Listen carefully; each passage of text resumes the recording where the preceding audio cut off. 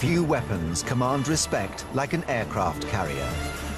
They are the largest surface warships ever built, symbols of the modern age of war. And yet, they have a secret. One of their most critical systems is not a modern invention, but a remnant from the ancient world. In fact, ancient military technology was more advanced and lethal than we think. Flamethrowers with the power to destroy cities. Chemical weapons sprayed directly into the mouths of attacking cavalry troops. Horses turned into living torpedoes, prototype catapults, and all-terrain technology still used by today's special forces. By decoding ancient texts, building full-scale working prototypes, and using futuristic 3D holograms, the lost secrets of the ancient world are brought to light. Impossible Army Machines is our ancient discovery. That's got to be one of the most successful experiments I've ever done for ancient discoveries.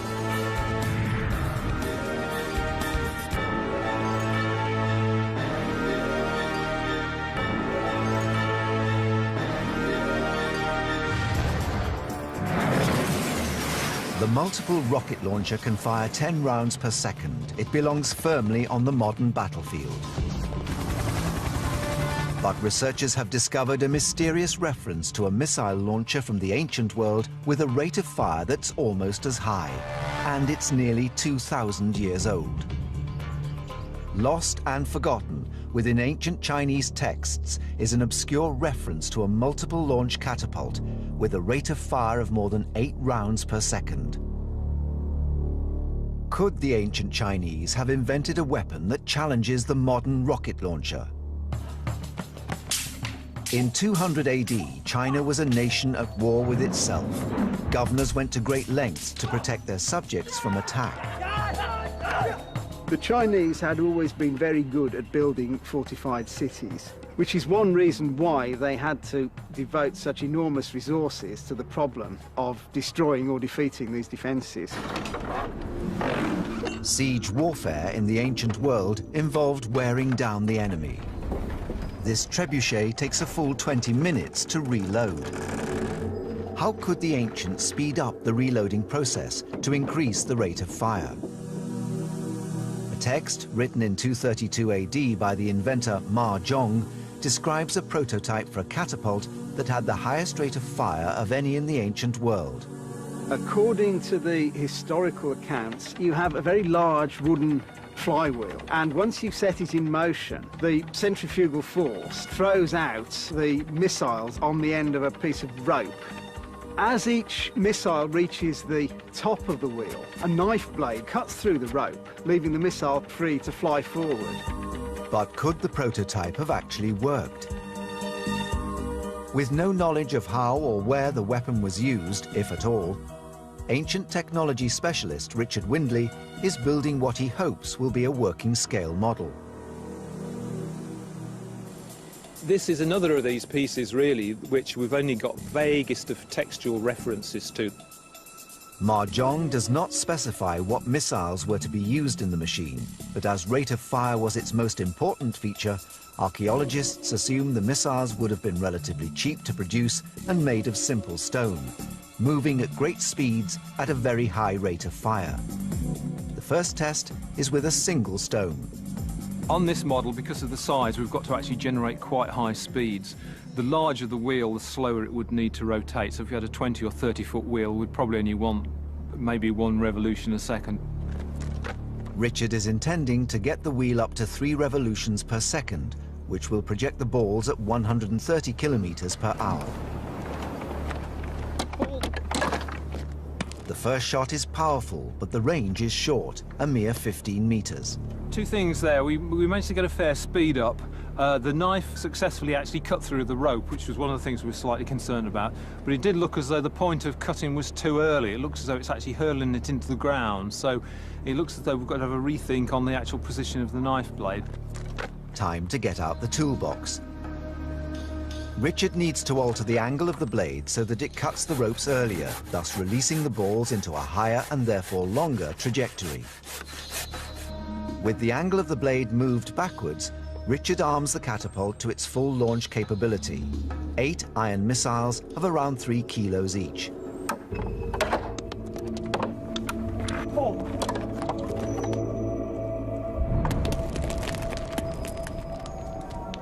We got a lot more range that time, and it seems to be kind of throwing it up in the air slightly more. 8 balls travelling at 130 kilometers an hour deliver 16 kilojoules of energy. In terms of the mechanics, it seems like a sound idea. If we scale this thing up to the sort of size that Majun was reputed to have used, you know, we're in with a viable possibility of a weapon, I think. The demonstration has shown that the catapult could have been effective if it had been used. The Chinese were very meticulous about keeping records of these sort of inventions, and there are numerous military manuals published from the 11th century onwards, which illustrate an enormous variety of catapults. So the fact that this one does not appear in these later manuals strongly suggests that it was never used. The main problem seems to be that the framework and the base was so heavy that it would be impossible, once it was set up, to alter the aim of it. Each time you chose a different target, the whole device would have to be moved and reset up, which would be a fairly mammoth task. Occasionally, researchers come across documentary evidence of ancient weapons as good as any modern blueprint. One such has been recovered from ancient Greece. It describes an innovative machine that plays on man's most primeval fear. Fire is one of the primary weapon systems used even in the 21st century. You set a man on fire and he's out of the firing line. Once that man is burning, he's out of the line, and so are his mates, because they want to put him out before he starts to hurt. The earliest known machine to employ the deadly power of fire dates back over 2,000 years, and it was used not only against troops, but the fabric of an entire city.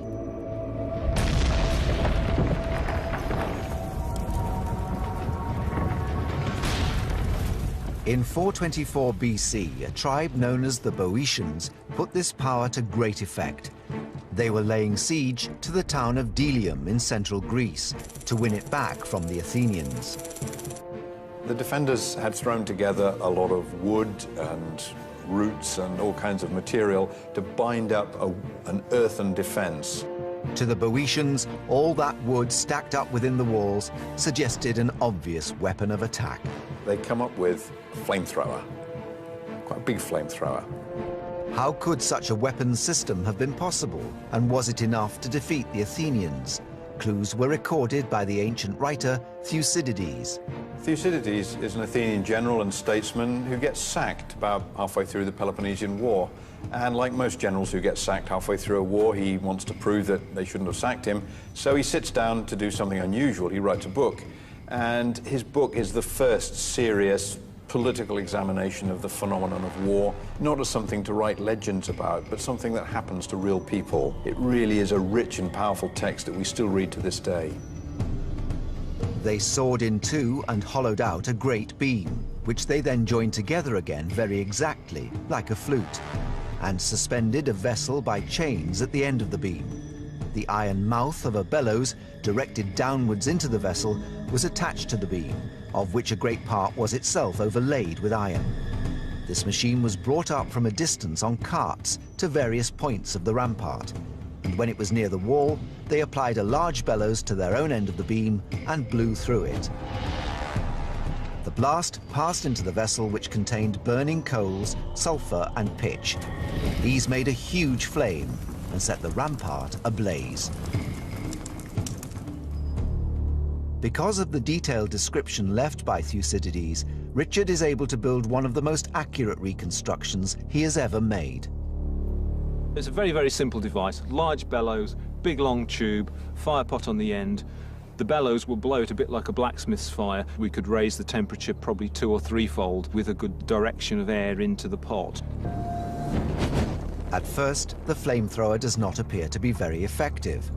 But as the oxygen from the nozzle passes over the combustibles, things start to heat up. Eventually, Richard can produce a directional heat source capable of delivering fire right into the walls of a city. Once or twice, when we just got the angle correct, I think we were getting very, very intense heat. We were getting almost to white heat, which is really quite hot. White flame is only produced by temperatures over 1,000 degrees. If we think that this design was something like 2,500 years old, you know, this is quite impressive technology for the time. Wooden walls would have provided little comfort for the defending troops. According to Thucydides, the Boeotians used this weapon to set fire to Delium and chase away the Athenians. Only 200 or so Athenians were killed. The rest were allowed to escape. Using ultra-modern technology, the Boeotians managed to defeat mighty Athens, a true testament to the power of engineering. But despite this, Athens went on to become one of the most powerful cities in the ancient world, and is still the capital of Greece some 2,500 years later. From the soaring ambition of the repeating catapult to the ingenious application of a basic resource like fire, military engineering developed over millennia to produce terrifying and powerful technologies. But these innovations were just the beginning. The modern aircraft carrier can't do its job without an essential piece of hardware that is 2,000 years old. In a message fragment from ancient Egypt, a deadly long-range weapon is described that relied only on the power of air.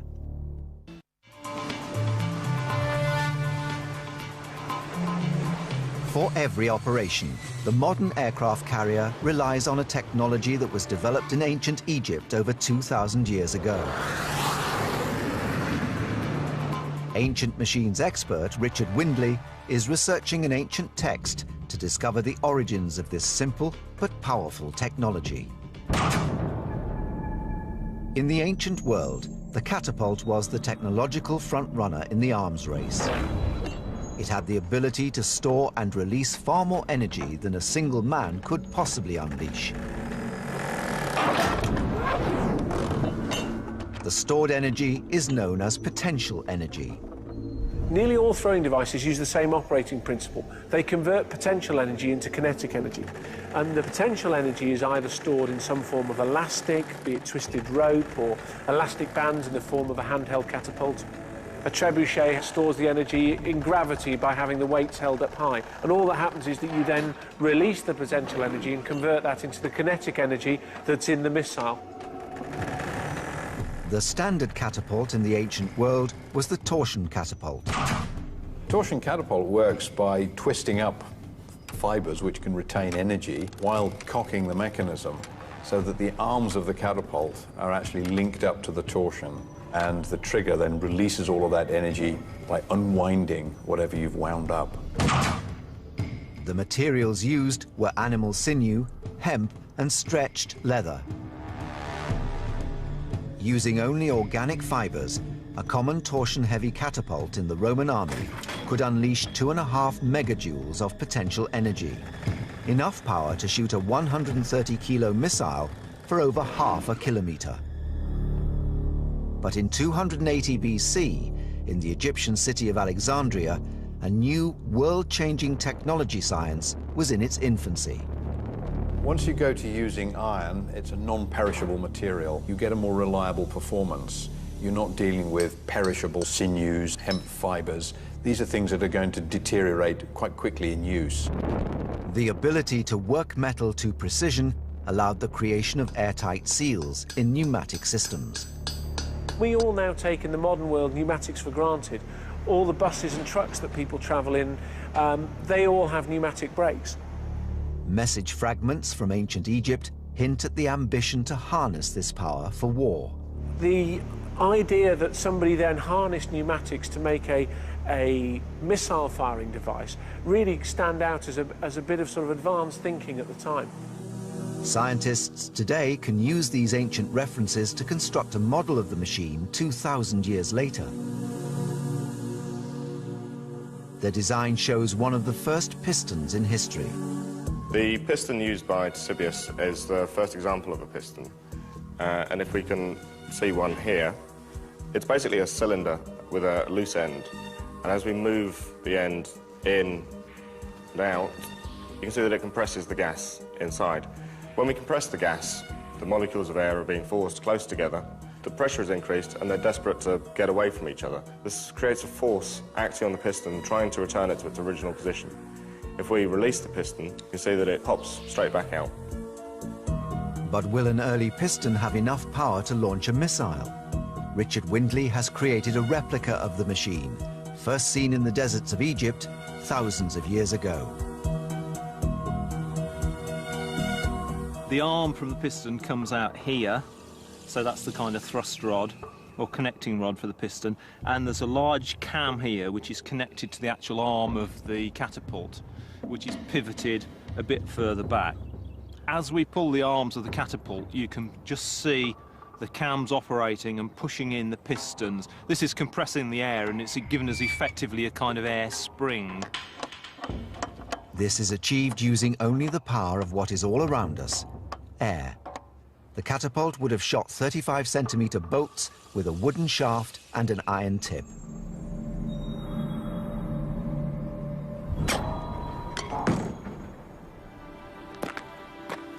Fantastic, we actually hit the target first time.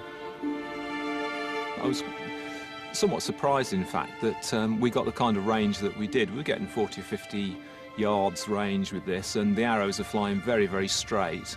The actual height or trajectory is a slightly more complex issue, but it would be quite easy to get used to one of these things and probably hit a target of a metre square at 60 or 70 yards. But if it was such a success, why did piston catapult technology disappear from the history books for so many hundreds of years? Quite why they didn't use it, I think, is probably due to the fact that they had problems getting an air seal, and that is absolutely crucial. And that kind of unreliability in the field would make soldiers be very, very wary of it as a weapon. Had they perfected the air seal, the piston catapult would have become the elite catapult of the ancient world, capable of launching projectiles weighing several tons.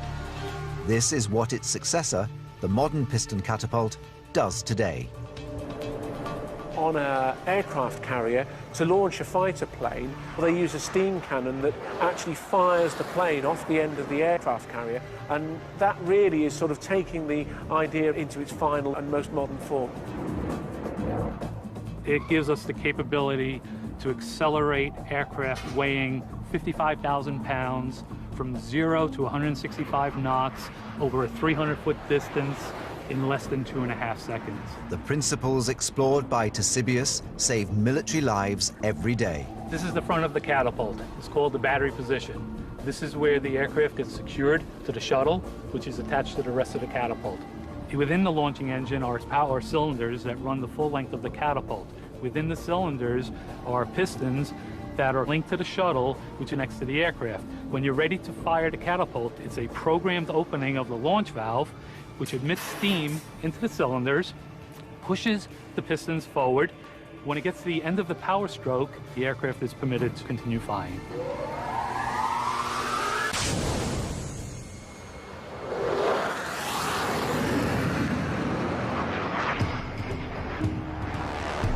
The idea of the piston was too good to abandon, but some ancient technologies were so bizarre, they seem utterly impractical.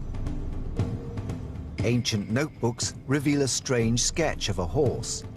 The horse has long been seen as a powerful weapon. For centuries, nothing evoked as much fear in a soldier as an enemy cavalry charge. Then someone had the idea of attaching two 6-meter spears. Did it turn the horse into a living torpedo or lead to a battlefield disaster? To find out, researchers must look for the inventor's original surviving blueprints.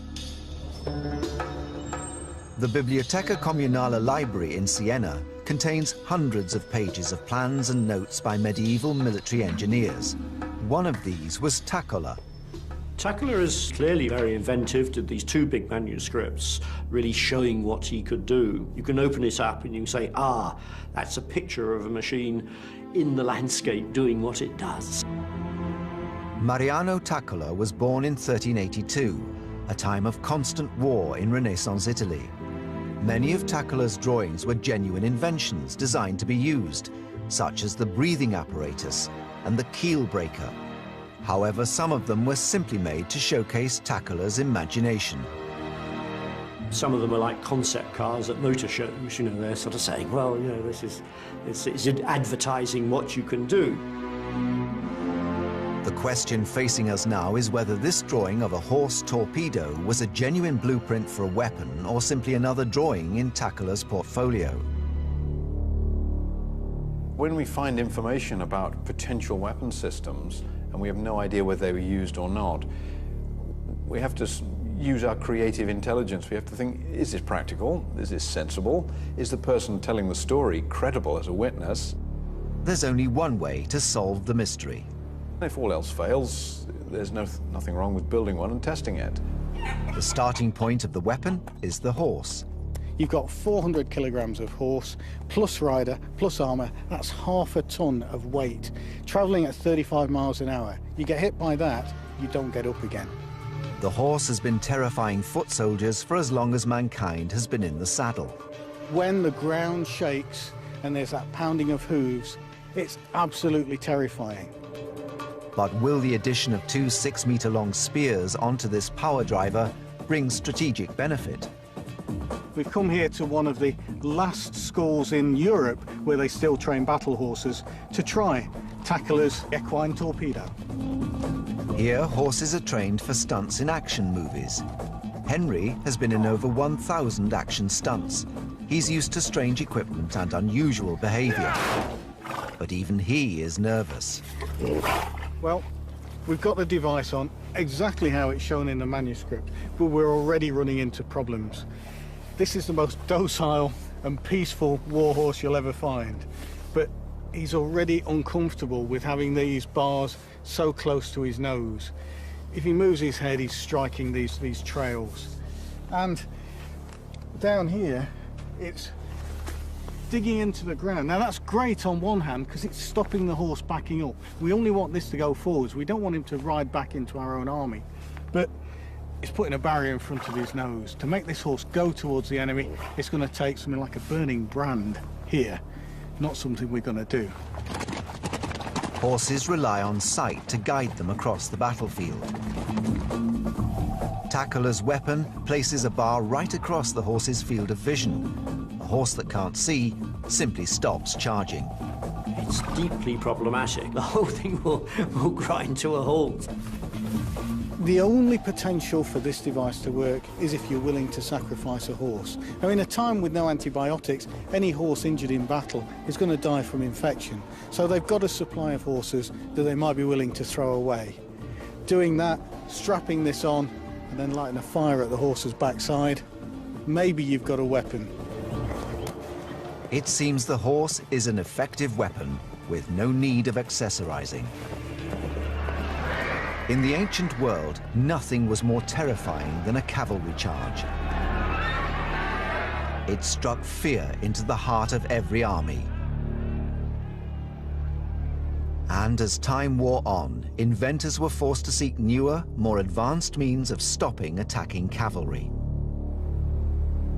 Julius Africanus, a military strategist and historian born in Jerusalem, wrote a treatise advising the Roman emperor on tactics to adopt for his Persian War in 232 AD. He described a macabre device designed to drive horses mad by spraying a deadly poison into their faces. They'd be blinded, their noses would be stinging, their skin would be burning, and the riders would lose all control of the horses and thus lose their military efficiency. Africanus writes of a poison that is superior to all other methods of attack, more effective than even arrows. He does not specify the drug used, but past historians have suggested that the most likely source of the poison is the plant known as the euphorbia. However, no practical investigations have ever been carried out to determine whether this is true. Until now. Kew Gardens is world-renowned for plant toxicology. Here, Professor Monique Simmons believes the active toxic ingredients are in the sap of the plant, in this species known as the latex. If this latex gets into your eyes, it is incredibly painful. Latex is the milky sap found in many plants, such as dandelions. Not all forms of latex are poisonous. However, that found in the euphorbia species usually is. To test the toxins in the euphorbia plant, Monique must prepare a sample of the ingredients. The resulting compound can be tested in a machine known as a mass spectrometer. This machine helps separate them and gives us kind of a profile of the compounds that are present. Monique is searching for highly toxic substances known as esters. An ester is a complex organic compound found in a variety of toxins, such as those found in shellfish. We can see some here, and it looks like that these actually could be some of the esters that are associated with the toxicity. So if it was fired into the face of a horse, that would have been a really nasty irritant. The evidence suggests euphorbia is the culprit. Now Richard Windley is looking into how this horrible agent was delivered to the horses. We think that one of the methods they may have used was to use a device which was probably commonly known, which was a kind of siphon pump. Richard wants to investigate whether the siphon can direct the poison at the horse and, most importantly, away from himself. From Africanus's text, we know that this gun was deployed by men placed within the front line. Once the enemy had reached them, they sprayed the poison into the noses of the horses. The animals would go mad and throw off their riders, who, encumbered by their heavy armor, made easy targets. Well, that was a really interesting experiment.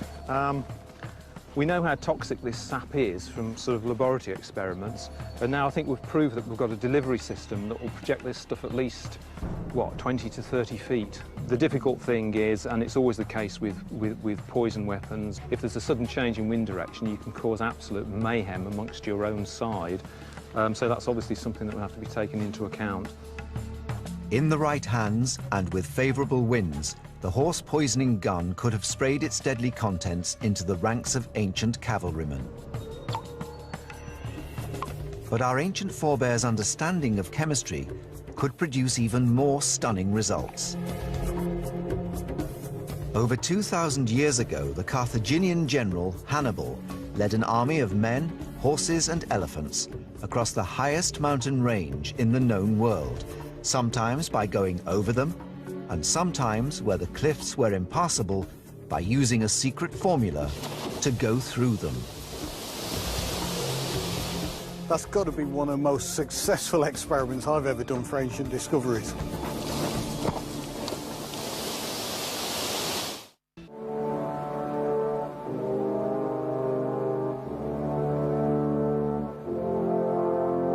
Over 2,000 years ago, an invasion force of thousands of men and animals successfully crossed these impressive mountains. In the ancient world, and right the way through into the modern world, the best ways of defining your country's boundary are by fixed, identifiable geographical boundaries. Nations rely on these natural boundaries, safe in the knowledge that no sane general would or even could lead a major attacking force over their impossible peaks. A mountain range is difficult to get through. The altitude is high, it's cold, it's difficult, it's dangerous. It really does impose a huge strategic barrier to the movement of large armies. In 218 BC, Hannibal led a major invasion force of 80,000 men, 10,000 horses, and 38 war elephants across the Alps. His target was Rome. There are any number of easier ways of invading Italy than going over the Alps. It's the least likely option. In 218 BC, there were only two military superpowers in the known ancient world. To the north, the mighty Roman Empire. To the south, the great empire of the Carthaginians, ranged across North Africa. War had been raging for decades as they vied for control of the valuable trade routes through the Mediterranean. In a bid to destroy Rome once and for all, Hannibal devised a bold plan. bringing his invasion force over the highest mountains in the known world. I'm used to mountains, but these are just awesome. John Naylor is an expert in ancient military tactics and equipment, as well as an experienced ex-forces climber. He's only been on the mountain a few minutes, and he's already discovering the magnitude of Hannibal's achievement. Even with modern equipment and modern clothing, the Alps can be a deadly place. You've got precipices you can step off and fall thousands of feet to your death. Rocks that block your way from landslides. This is a daunting, terrifying place, not where I'd like to bring an army. Therein lies the mystery. How did Hannibal's army cross the snowy peaks? We're not really sure what sort of equipment the Carthaginians would have had, but we've got lots of Roman references to the sort of equipment that was available at the time. Researchers have to use their imagination. It's unlikely that the Romans had something which the Carthaginians didn't know about, or vice versa. And so we can assume that within the parameters of that kind of relationship, the equipment will be essentially similar. The investigation must continue more than 1,000 kilometers to the south, in Rome. Home of the Colosseum, the Vatican, and literally thousands of ancient buildings and monuments. On one of these monuments, the Arch of Constantine, researchers have discovered a tiny fragment of evidence. It shows a piece of equipment strapped to the feet of a soldier. The device looks exactly like a modern crampon. The crampon is a spiked device that attaches to the bottom of a boot, allowing modern climbers to gain purchase on snow, ice, and rocks. This evidence suggests that the ancients may have had them too. Boots. These are the Roman caligae, the marching boots. They've got hobnails in to protect them on the stones, on the rocks, stop them wearing out too quickly. Crampons. They're based on some from the Arch of Constantine. They're described in Roman accounts as spy boots. John is hoping to discover how effective this ancient device is. With this sort of gear, maybe Hannibal's troops could have conquered this mountain. So we've got to come here and test it. Pierre, an experienced alpine climber, ensures John's safety rope is secure before he attempts the tricky climb up the icy cliff. Will the Roman spy shoes give John enough grip to get to the top? Grazie. That was surprisingly easy. When I first got the references to these spy shoes, I was very skeptical, but they really do work. Especially on that difficult transition of snow to rock. They were able to give me that extra little bit of traction, which in just leather boots, I wouldn't have stood a chance. I wouldn't have liked to have tried it without the safety rope and Pierre, but the Carthaginians could have done it. John has climbed the Alps using 2,000-year-old technology. The prototypes of the equipment special forces still use today. Hannibal did manage to get over these Alps, and we've shown that with the most rudimentary equipment, it's possible. With determination and grit, his men were real men, real soldiers. But then he faced the ultimate barrier. There were some passes that were simply unclimbable. The ancient texts record that as Hannibal descended the Roman side of the Alps, he was confronted with a massive precipice which he couldn't pass. The invasion was on the brink of disaster, but then his engineers proposed a remarkable solution. They would destroy the very rock of the mountain using a violent chemical formula.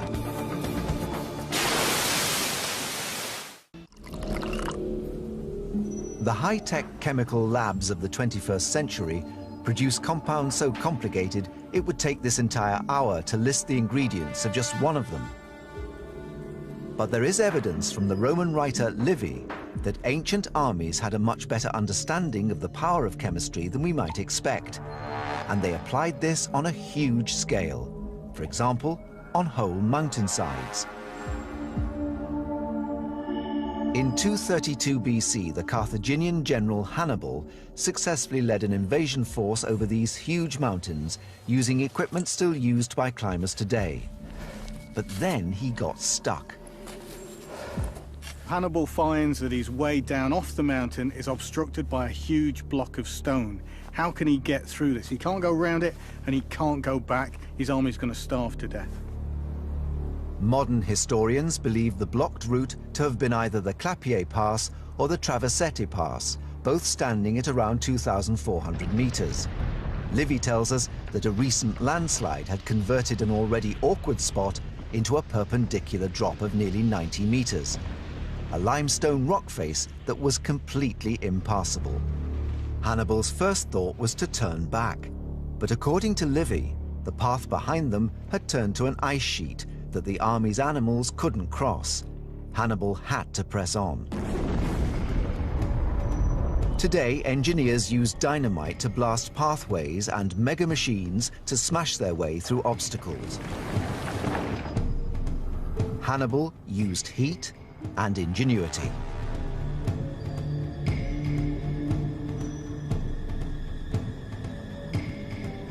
Now, rock's hard. If you heat it, it expands. If you cool it rapidly, it contracts. And that expansion and dramatic contraction causes it to shatter and break. In this state, I can't do anything with it. But if I heat it and cool it rapidly, it becomes what we call friable. It's softer, crumbly, easier to break through. Now, the way to test it is we're going to heat up a small sample first using a blowtorch and then rapidly cool it using water. After 15 minutes, the limestone is red hot. I've got a high temperature thermometer here, digital thermometer, to see just what temperature the rock's up to. At 479 degrees, the addition of cold water will drop the rock temperature by 3,000% in just seconds. It's fizzing and boiling. Oh, amazing. That water's dried off in front of my eyes. Now let's see what effect it's had on the structure of the rock. To the naked eye, it doesn't look any different to before we started. But what's it really like? Let's see. Oh, amazing. It's soft, it's like chalk. I guess this is what they mean when they say the rock becomes friable. But Livy is very specific. He clearly states that Hannibal called for vinegar, not water. Vinegar, salad dressing, doesn't sound very dangerous, does it? You get the impression, though, that Livy is as reliable as he can be, so I suspect there's more than a grain of truth in it. Perhaps the ancients understood the secrets of chemical reactions better than modern scientists give them credit for. There's a possible reason why you used vinegar instead of water. Limestone's alkali, vinegar's acid. That means it's chemistry as well as physics. 3D analyst James Dean has been researching Livy's claim at a molecular level. If we zoom in, we can see that the key components in the reaction here are an acid and a base. In this example, the base is the rock, which is limestone, calcium carbonate, and the acid is the vinegar or acetic acid. This falls into a common class of reaction known as an acid-base reaction. If we can push the two together to start the reaction off, we can see that straight away the acid has released hydrogen ions, which are combining with the oxygen and hydrogen from the base to form H2O, or water. The remaining components combine together to form a salt, which we can see here. The whole reaction is exothermic, and it's giving off a lot of heat. So we can see that if we look back at the wider scale, the heat is heating the water and it's producing steam, which we can see coming off it. There's other gases produced if you've got carbon involved, which will give us carbon dioxide. That will give us the effervescence and bubbling. And overall, the entire structure of the rock has been destroyed. The salt and water now permeate it, and if we touch it, it's completely friable. For Hannibal, this was no chemistry experiment. It was a matter of life and death. Hannibal was facing the ultimate impasse. Just like now, night's falling, the temperature's dropping, his army is about to freeze to death and die with no way down to those fertile plains below. He's got to get away through the rock. We're going to attempt it now. Big fire on here, heat the rock up with this fire, and then we'll try the vinegar and see whether we can make this rock friable enough to bash our way through and get down onto the plains. I've got the fire started. Now I need bigger sticks logs, get this into a big raging inferno. Not only was this a huge 90-meter expanse of rock, but a very dangerous precipice as well. The fire would have been enormous, the progress painstaking, as Hannibal's men slowly worked their way down the rock face, creating a path for the animals. The temperature of the rock is now 1200 degrees, but is this high enough to accelerate the acid-base reaction? That is really hot. It's taking all the fur off my face. But I need to be able to get close enough to get the vinegar on. The size of the obstacle would probably have needed 75,000 litres of vinegar, but where would this vast amount come from? Hannibal's troops would each have had a daily sour wine ration of around 1/4 litre. The huge army would still have had almost 80,000 litres of wine vinegar with them. Oh boy, look at that boiling off there. It smells disgusting. I can see the rock cracking in front of my eyes. It's boiling and steaming in here. The acid of the vinegar is burning the back of my throat.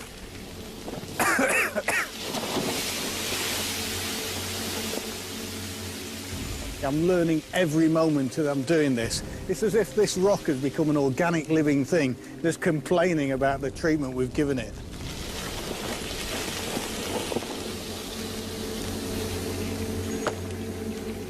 Oh, I love the way that breaks. It's not a boulder anymore, is it? It's just a loose conglomeration of pebbles.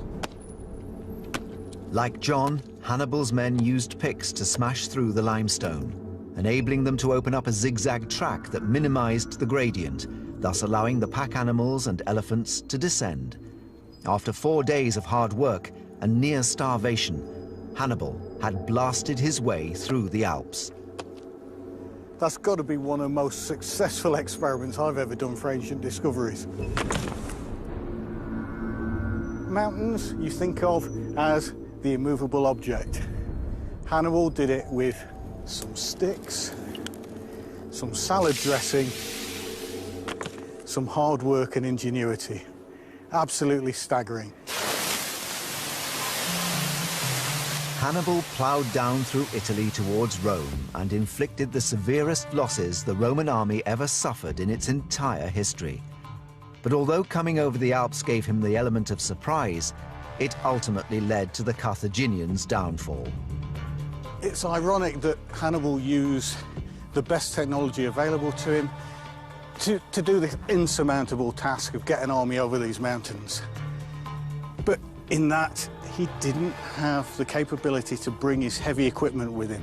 When it came to taking the towns through fortifications without siege machines, which he couldn't bring over these mountains, he was on a hopeless task. Technology allowed him to get there, but then the door was slammed in his face. Machines such as the carbon flamethrower, the catapults and other siege engines were too important to have been left behind, and Hannibal's campaign failed. He doesn't attack cities, he doesn't capture places. Rome is there and he doesn't attack it. Whether learning from failure or through spectacular successes, the engineers of the ancient world were no different from those of today. Ancient engineers faced exactly the same problems as we face today. You're wanting to go faster and carry more, but use less natural resources in terms of making it, and then want it to perform for a long time once it's constructed. Some inventions turned the tide of great battles and shaped history. Others pushed the envelope of invention too far, and whilst they continue to amaze, were ineffective in battle. As the mysteries of ancient engineering continue to be revealed, the modern world asks how much of what we take for granted derives from the ingenuity of the ancients and their impossible army machines.